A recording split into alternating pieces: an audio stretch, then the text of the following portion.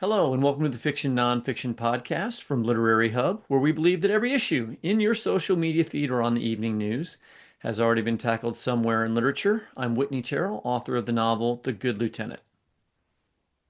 And I'm Vivi Ganeshananthan, also known as Sugi, the author of the novel Brotherless Night.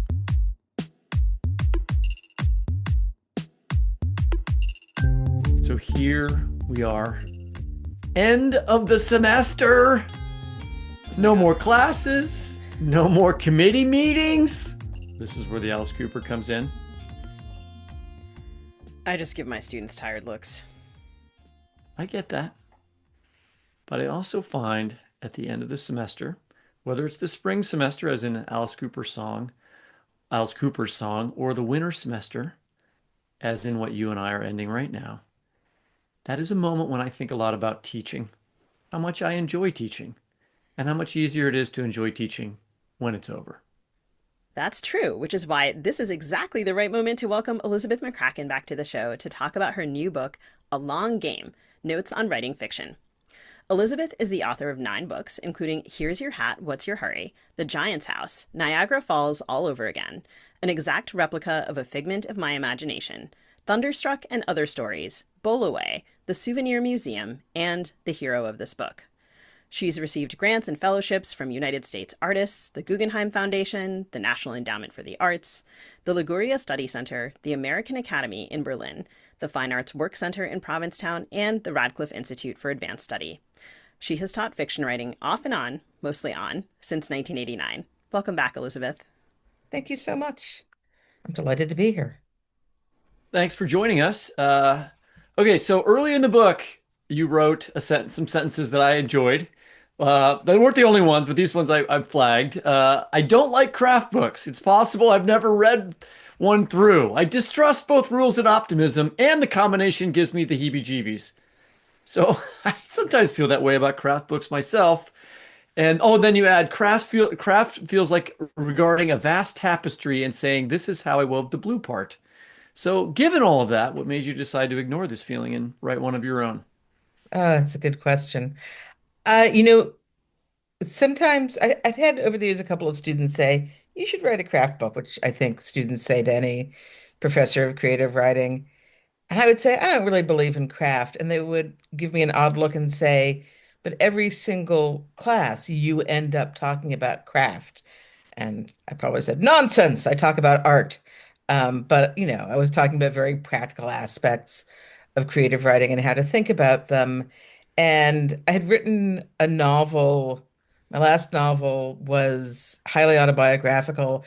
And sort of to trick myself into writing that, I decided that I was going to be enormously clever and have a bunch of endnotes or footnotes I hadn't quite decided in the form of a craft book attached to this book, sort of dissecting it so that I could be sincere in the novel and then, I don't know, clever in the notes. And did not work. The notes didn't.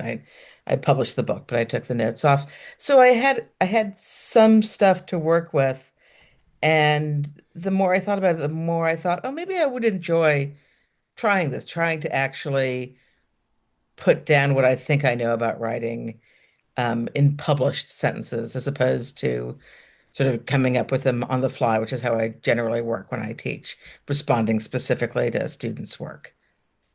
And I also feel like I am literally getting to the end of my teaching life. I'm going to retire from academia at the end of this academic year, and so it felt like a good time in that way too. So I also share this distrust of craft books. Maybe even just like the word craft makes me a little itchy. The idea that you can follow writing advice like a recipe, as you say, you have a very good souffle analogy.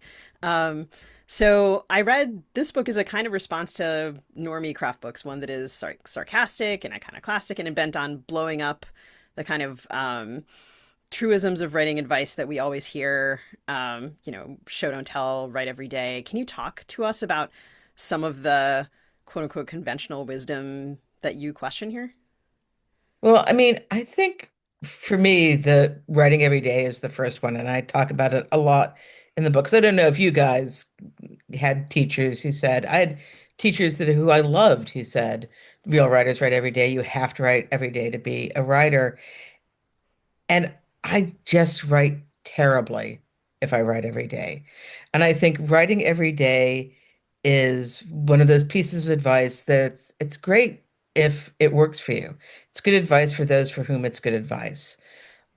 But for a lot of us, it makes us feel like we're failing at the first like practical step that anybody is supposed to be able to do, which is to write every day. And I think I felt a lot of, I don't know, sort of shame over my inability to write well every day. And shame is a really bad thing to take into a writing practice. It's really good to write about shame, all for that. But if you feel like you've failed before you even get to the big stuff in writing, I think it's bad for your work. It's certainly bad for my work. And I should like anytime you hear any writer talking about their, rules for writing, all they mean is this is it's bad for me, or this is what works for me.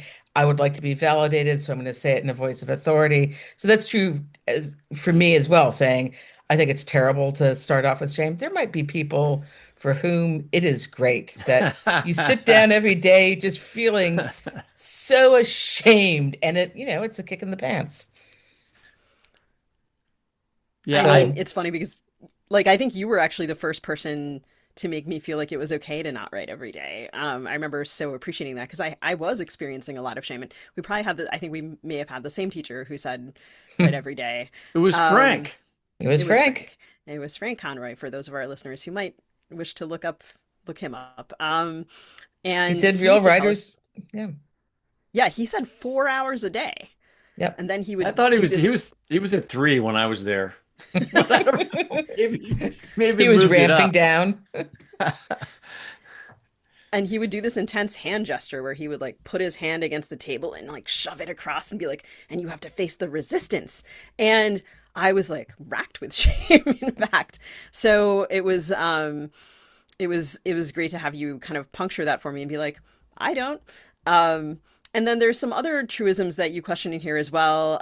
Show don't tell, which is a common one, and then also there's write what you know. For sure don't tell. I think it's one of those things that people say because it has the ring of truth, but nobody actually knows what it means. And I will also say that when I was in graduate school, which was late 80s, 88 to 90, um, it was everything was supposed to be written in scene. And you were supposed to have no exposition whatsoever. And I think that it was one of those things that I took that on, and it took me a long time to understand that there aren't two gears in fiction, exposition and scene, that you can be fluid about the way you give information and also the way that you dramatize things, because I was so convinced that everything had to be shown in real time, had to be dramatized in the form of a scene. I think specificity is great, but I think people say show don't tell when, for first person narrators who are literally telling their own stories, and who, you can't get away from telling, I think, in fiction. And write what you know. That again is one of those pieces of advice that for some people it's absolutely essential. Some people have to write from their own experience. They're compelled by it. I think any writer should write what they can't get to the bottom of. And if you're compelled by your life story, and the experiences you've had, and you return to fiction to understand it, that's great. I have very little autobiographical information or things that I know, um, that I feel that way about. And I've always really loved doing research and figuring out how I can know things that did not happen to me. Yeah, I feel like there's some writers who can't do anything other than write with a character that is some version of their own persona. I mean, Hemingway would be an obvious example of that. And then other writers who hate doing that. I don't like having myself in my own work at all. But it's helpful to learn that early on, like see other writers who like John McPhee is a creative nonfiction writer, is my teacher, but he hated writing about himself, and he invented a kind of nonfiction that basically did not include it was like the opposite of new journalism. Like he wasn't his position was only very deeply recessed, and the other characters were forwarded. So when I read craft books, like I read them as if I was one of my own students, and then saying like, "Oh, Terrell was wrong about that thing. See what McCracken is saying something different."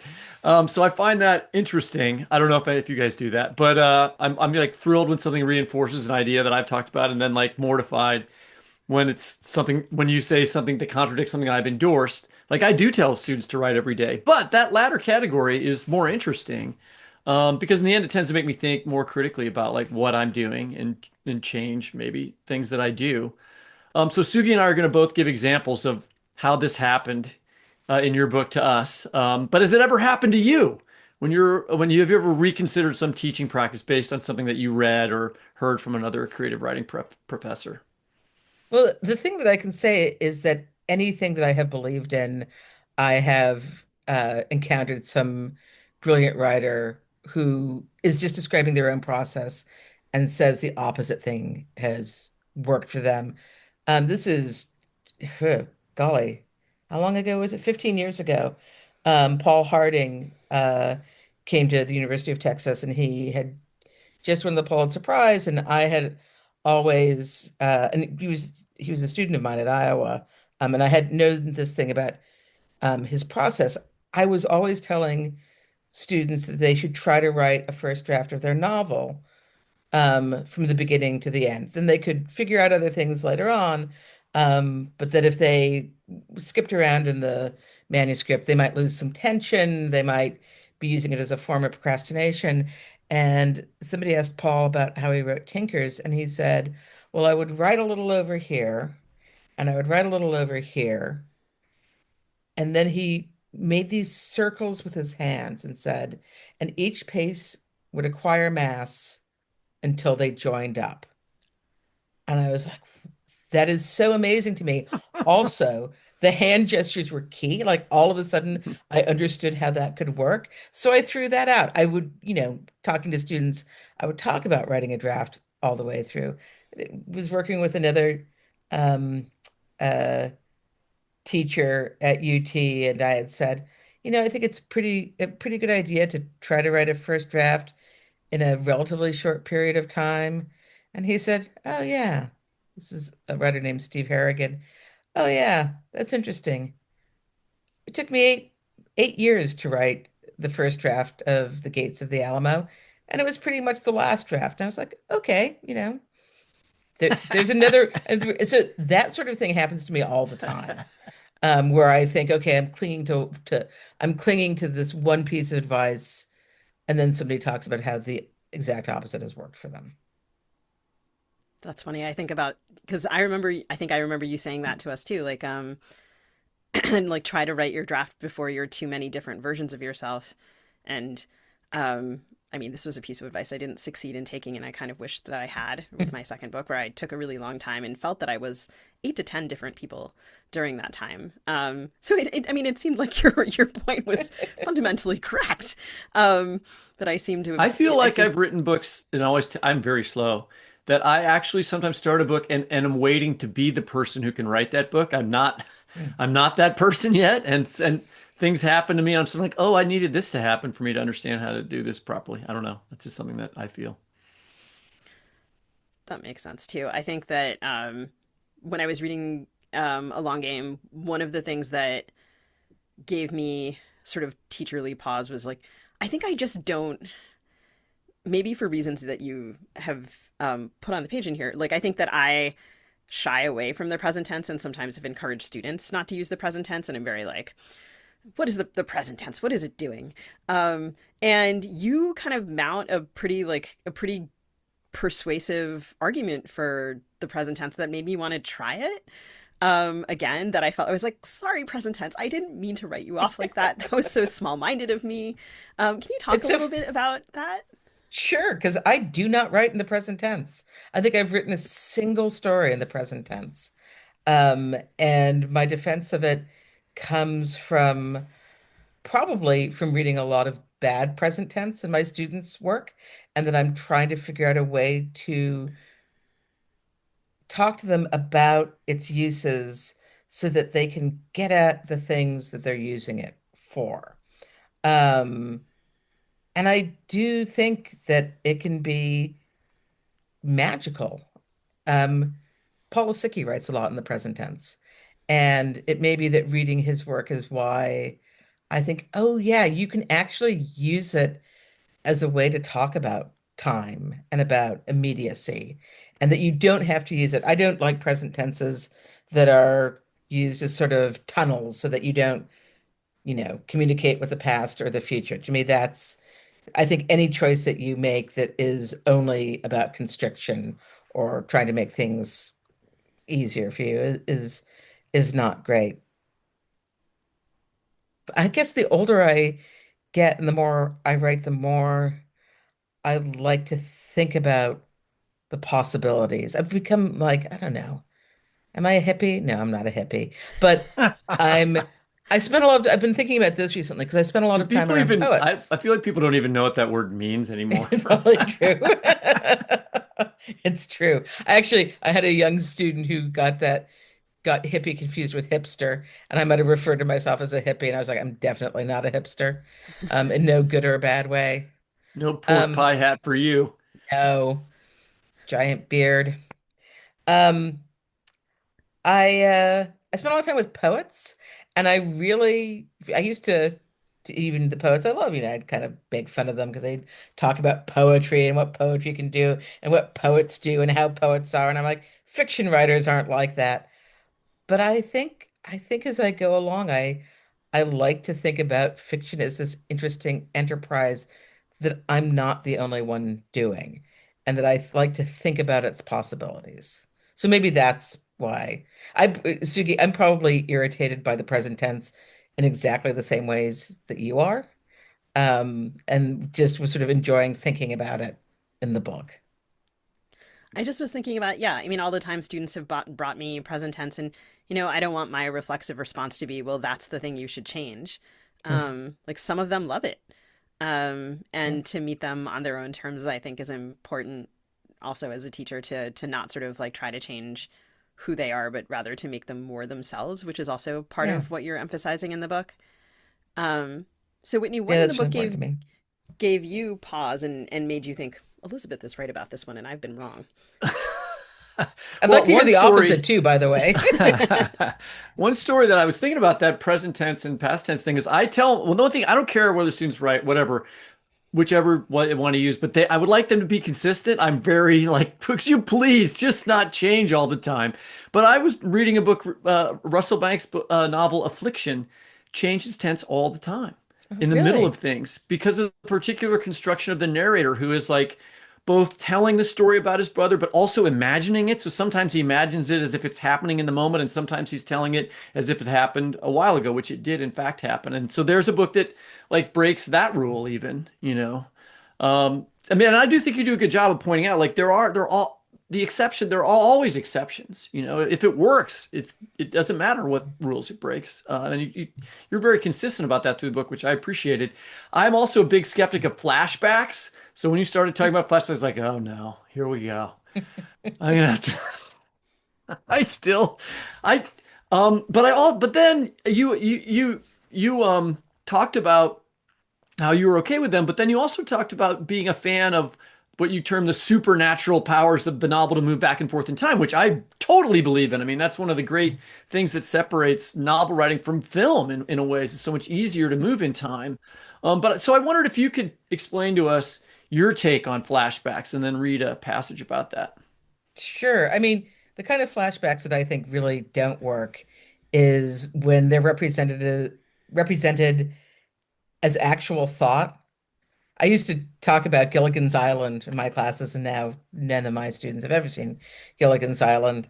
That like a coconut drops on somebody's head in a sitcom, and the screen goes all wavy, and then something happens like in the dream world, and then you come back, and then the screen goes wavy again, and we're back in the exact same time. And I think that that's a very weak form of flashback, especially my worst. This is actually this is probably a very strict rule I have.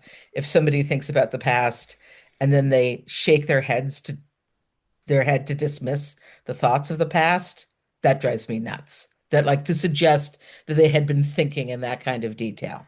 So I think moving back and forth in time works in fiction when it's not representing thought or like whether it's like this idea that a character suddenly has the past. I think if you go naturally to the past and don't try to join it up exactly to the present time frame. That's when time can work. But I love the ability to go backwards and forwards. And one of the things that I do spend a lot of time talking to my students about is for some reason, I don't know whether this is the result of decades and decades of show don't tell as advice, but not wanting any exposition whatsoever, not wanting to get into the past whatsoever to explain something and trying to get all information in dialogue or like somebody looks at a photograph and so they can say, "Oh, it's my mother in her nurse's uniform during World War II."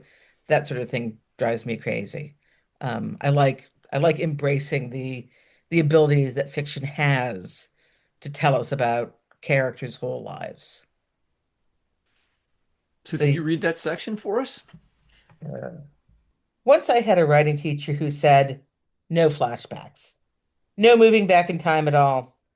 This was common advice for short stories back in the 1980s. Time was supposed to go only in one direction, forward, and stories were meant to be written mostly in scene. This teacher was interested in, quote, realistic fiction, unquote. I thought I was too. I believed I was writing it, though nobody agreed with me. Time only goes in one direction, a flashback hater might say, and fiction should be a mirror of life. To repeat myself, time does not go in one direction, and while I too believe that fiction should be a mirror of life, sometimes it's a funhouse mirror, and sometimes a house of mirrors. Sometimes a two-way mirror in an interrogation room, the ominous shapes of surveillance more visible through the glass as time passes. Sometimes it's a model mirror with half the silvering fallen off, or a polished piece of metal, or a shop window filled with mirrors so that you can see passing forms in multiple iterations from multiple angles, as well as in the plate glass itself. A convex mirror that blows you up big or shrinks you down to nothing, depending on where you stand. A cell phone with a filter, or a video with a 3-second delay. A side of the road mirror that shows around the bend oncoming traffic. A rearview mirror. A newspaper called the Daily Mirror. A mirror on a medicine cabinet as it swings open and tosses your reflection against the bathroom wall. A three-way mirror in a dressing room that reveals your whole self from unflattering angles. A mirror in a powder compact that shows only one feature at a time and can be used to spy on people across the room if wielded correctly. A mirror on the floor playing a pond in a theatrical production. An actual pond at twilight or noon. A camera obscura, a camera lucida. Every mirror has its uses. The mirror in the corner of an elevator won't show the rot in your molars. The periscope won't reveal what's right in front of you. All mirrors are ways of confronting your mortality. As long as it shows us something of the human, it doesn't matter.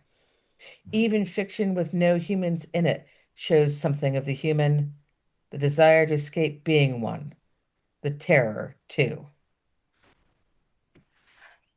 Thank you very much. Oh, thanks for asking me to read that part. Um, Yeah, that's a cool way of imagining time or self-reflection. I guess for me with flashbacks, what I find, I mean, I've written a book that goes backwards. I like moving around in time, but what always make I find that students can use flashbacks as a way to escape something that is hard to write about, like so they'll be like sitting in a Starbucks by themselves on their computer, and then they'll flash back to like the thing that they really want to write about, which happened 5 years earlier or 10 minutes earlier or whatever.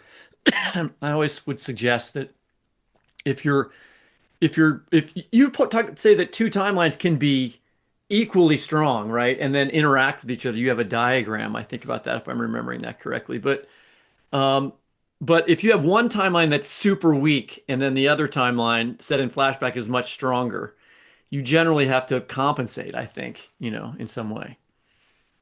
Yeah, but in that case, I would say that the problem is not the flashback, but the present moment, probably. Yeah. Oh, for sure. Just write if you don't have a good present moment, go ahead and write whatever you were writing in the flashback. That'll be fine. Um, okay, that's my I enjoy. I just feel like people don't talk about structure and chronology enough when they're talking to students about fiction. So I appreciated that. Okay, so we're also going to talk about specific craft issues that we found helpful and not at all mortifying. Um, so, for instance, I really love the way that you talk about physicality in the book and how important it is to, quote, pull yourself into your characters' bodies. I remember when I was your student, you told us when we felt stuck to have one character reach out and touch another, which turns out is It's maybe Alan Alan Gurganis. Gurganis. Alan Gurganis, who said this to you, who said this to me. Now I say this to my students. Can you talk a little bit about how you learned that this physicality and embodiment was important in your own writing? Yeah, I mean, I think like a lot of young writers, I got trapped in my characters' heads. I thought about them only from the neck up, and so they would be thinking very deep thoughts. Um, and that meant they weren't actually interacting with anybody else meaningfully um, during during the action of the story or the novel.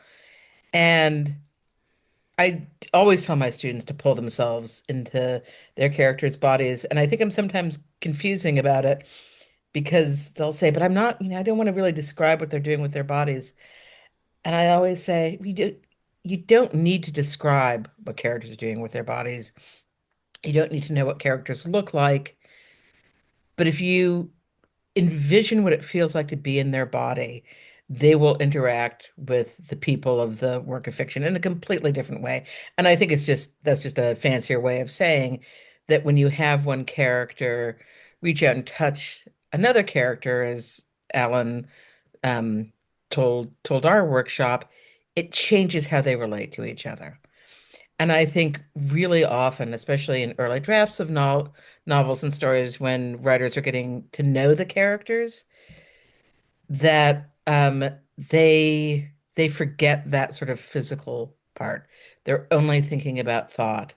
And it feels as though the characters are separate from each other. But if you think about their physicality, they will relate to each other in different ways. They'll obey the laws of gravity. They can be surprised by what is happening in the physical world around them. Too much thought sort of ends up kind of insulating characters, I think, from each other and from the world. I feel like I really enjoy when there is physical comedy in books, like you can just in the way that it can work in the same way that it would in a silent movie, in a Charlie Chaplin or something like that. Anyway, um, the other thrilling feeling about thrilling moment in a craft book is when an author talks about something that you haven't named, but you've thought of or felt yourself, And I had two examples in this book. One was your discussion of filtering verbs on 49, which is a term I totally didn't even know, but I was like, yes, that is a very good suggestion. And then your recommendation to cut explanatory conjunctions on 100, which I also had not heard. Could you nerd out on these very, very specific grammar type suggestions for a minute? Sure, and filtering verbs is not a term I invented. I always had learned the grammatical term is indirect constructions. When you say he saw the boy across the street. Oh God, I'm so bad at making up imaginary lines from fiction or lines from imaginary fiction. You have good You know, examples in the book. We could just This is, go, yeah, go to there's those. tons of good Oh, ones. wait, I forgot. I wanted to say, like, I mentioned this drawing that you did in the book, but it wasn't about two timelines. It was about the like active plot and the emotional plot. So I made a right. mistake there. I remembered that, but so now go on. We'll just leave that correction there. Yeah, so indirect constructions are.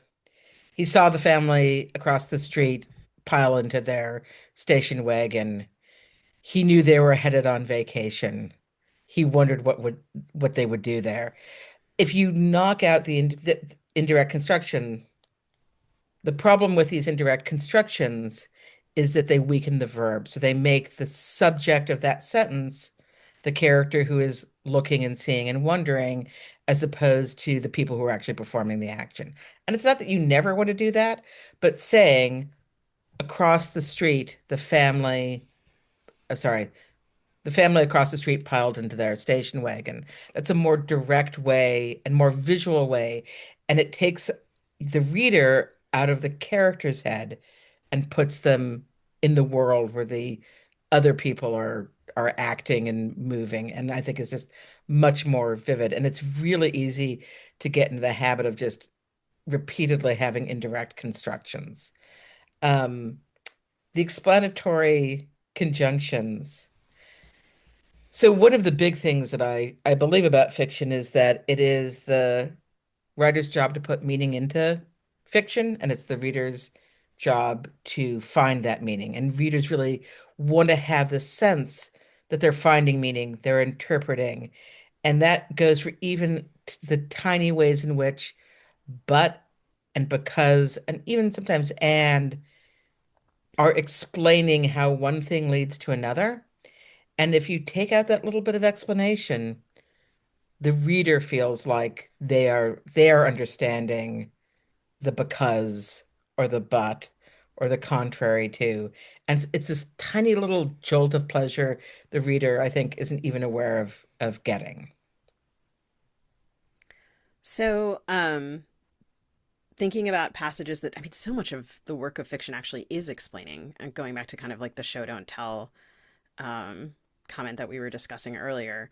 Um, and I was thinking, I mean, you're talking about putting meaning in. You also had this great line about how it is much easier to make an interesting event meaningful than to think about how to like invent a scene that essentially like illustrates a theme. And I was like, oh God, I'm gonna like have to get that printed on a banner and like strung across my office. Because like so much of the time, not just my students, me, I don't know, I feel like we're sort of sitting around being like, well, I'd like to write about, and then it's like grand theme. I'm like, but what if there were just like an interesting incident? Um, and you could, I don't know, like that would take on a life of its own. Um, and so having that named in that way was really, really helpful for me. I also just want to say, like, it's amazing how the book you kind of are destabilizing authority throughout it. Like there's sort of a recent spate of craft books that are decolonial or anti-racist, etc. And like your book also is kind of like within this tradition in that it's like questioning essentially like the authority of craft authorities and sort of saying like you must invent and build your own advice for the writer that you are. So I also love how it's always kind of like, hey, look at you up on the pedestal. I'm gonna like knock you a little to the left. And it's full of these like wonderful metaphors and quotable lines, which is so funny because you are kind of like against this kind of authority. And you're also the teacher I had who I think, like, I have friends who have like just McCracken notebooks where they were always like writing down things that you had said, like verbatim, because they were like, oh, it's gold.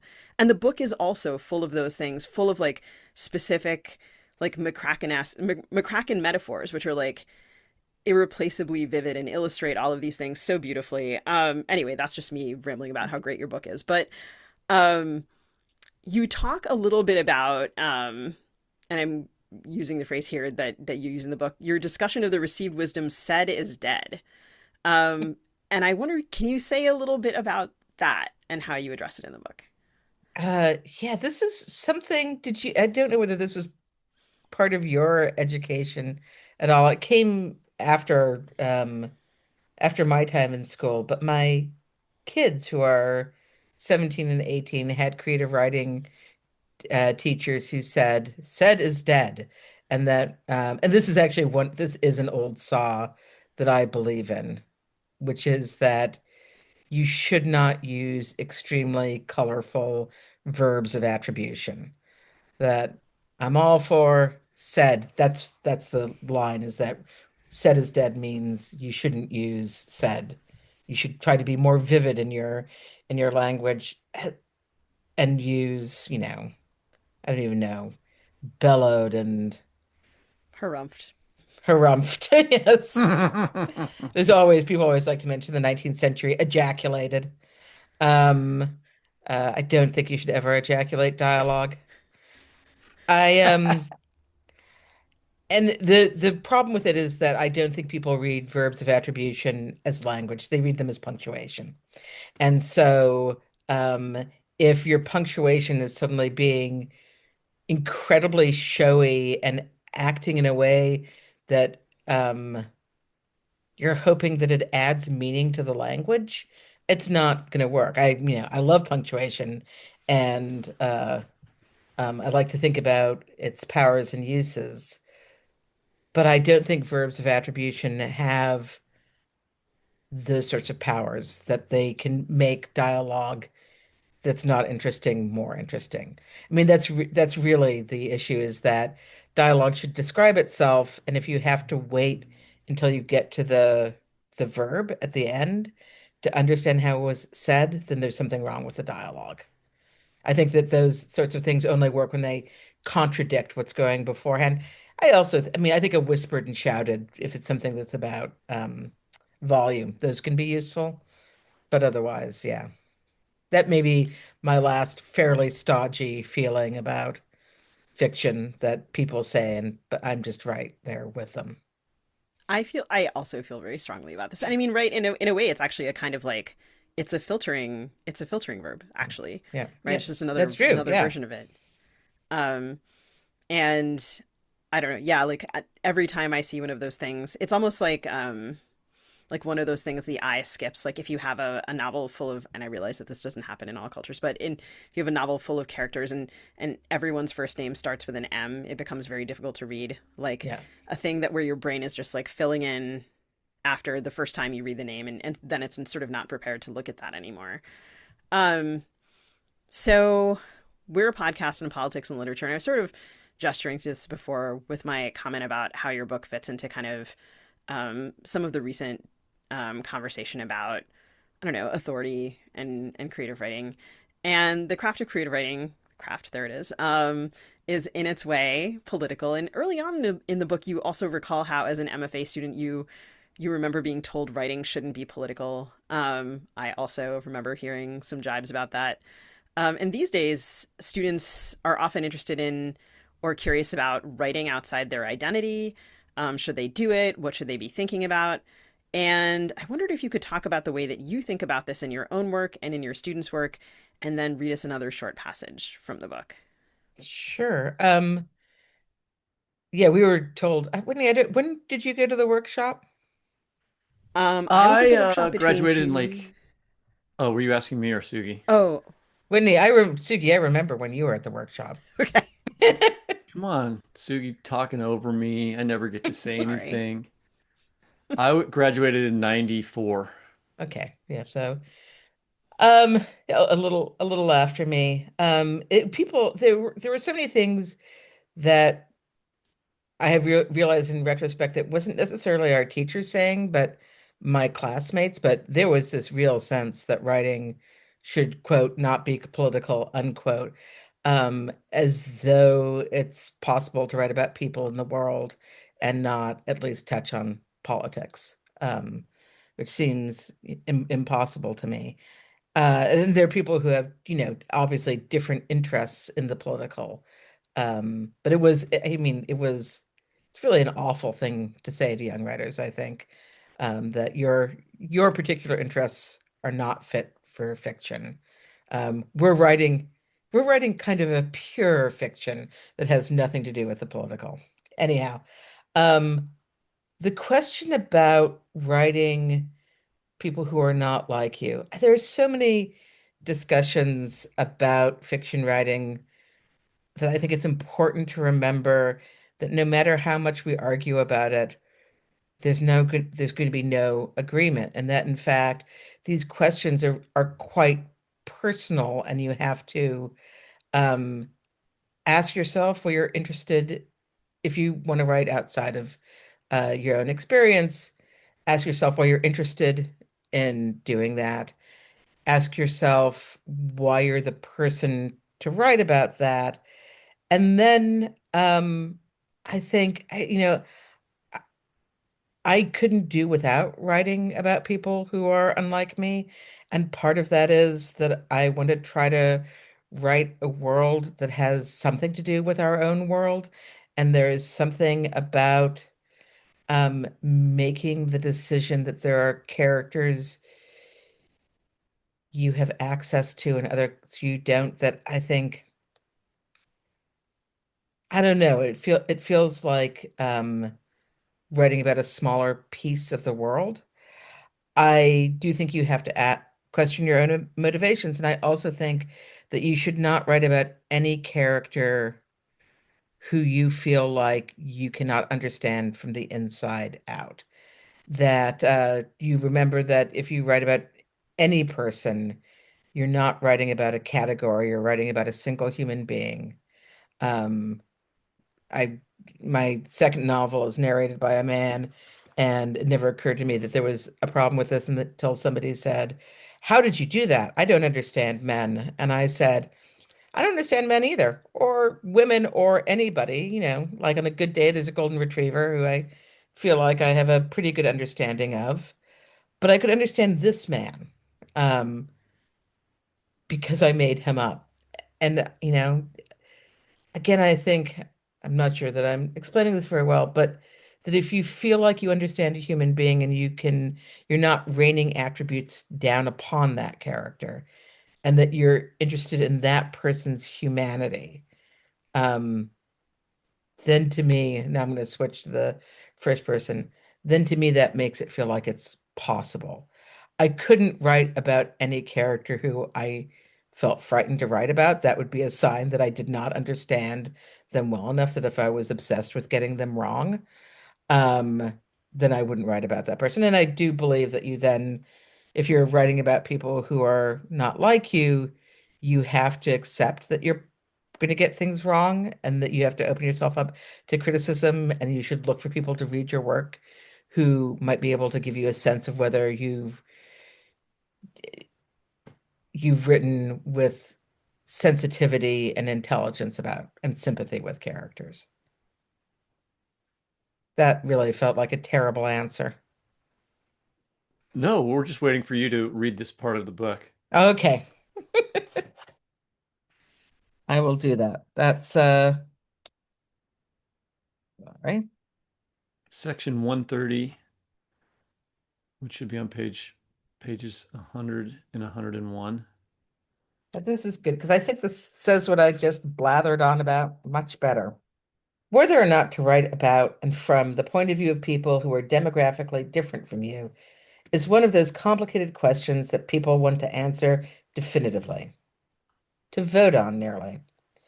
Yes, you should do it because nothing human is alien, and trying to decide what makes a person too different, too other from you, age, race, gender, is an ugly process.